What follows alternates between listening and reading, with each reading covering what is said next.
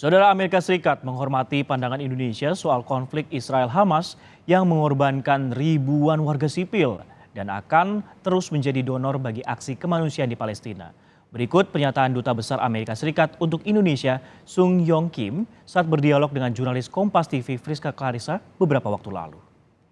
According to this global stability challenges, Indonesia through the OIC and in front of the United Nations urged the realization of an immediate ceasefire in Gaza to stop more civilians casualties. And recently, President Joko Widodo emphasized that Indonesia is extremely angry and strongly condemns Israel's random attacks against civilians and civilians facilities in Gaza. Due to the humanitarian issues and rights, how does the U.S. see this, and what will be the solution to bring back peace, to stop the war, and save the innocent civilians? Yeah, first of all, let me say we're deeply concerned about the humanitarian crisis in Gaza. Yeah. President Biden, Secretary Blinken, and others have spoken about this in great detail. Deeply concerned about the well-being of the Palestinian people. And this is why we're working so hard with Israel, with Egypt, with relevant UN agencies and other partners to try to facilitate a sustainable flow of humanitarian assistance to the Palestinian people in need in Gaza.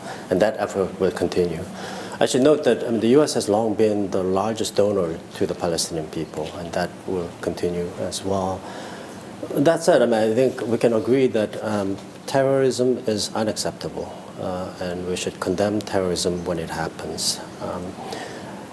In regards to any type of pause, I would refer you to what President Biden said just recently about the importance of thinking about humanitarian pauses to allow for the flow of humanitarian assistance.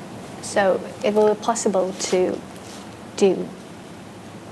Well, I think we're going to do everything possible to help the Palestinian people in Gaza to make sure that they receive the humanitarian assistance they need, and that the humanitarian assistance that we're sending is not diverted to Hamas. And so it's a complicated situation, as you know, so we'll have to work very closely with our partners there, including Egypt, Israel, and UN agencies, to make sure that the assistance is going to the people who need it.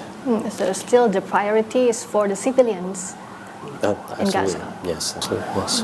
We know that Indonesia's government stands with Palestine alongside with the support from Indonesian people through several rallies and demonstrations in Indonesia. As the U.S. ambassador, how would you explain this situation to the President of the United States? So I think one of the great things about Indonesia is that it's a democracy. People have a right to speak their concerns. People have a right to gather and hold protests. So my office actually overlooks the area where they have been holding protests, and I've been impressed by just how orderly and peaceful these demonstrations have been. And I appreciate cooperation that we're getting from the Indonesian law enforcement agencies here. But, people have a right to speak and share their concerns publicly, and I respect their right.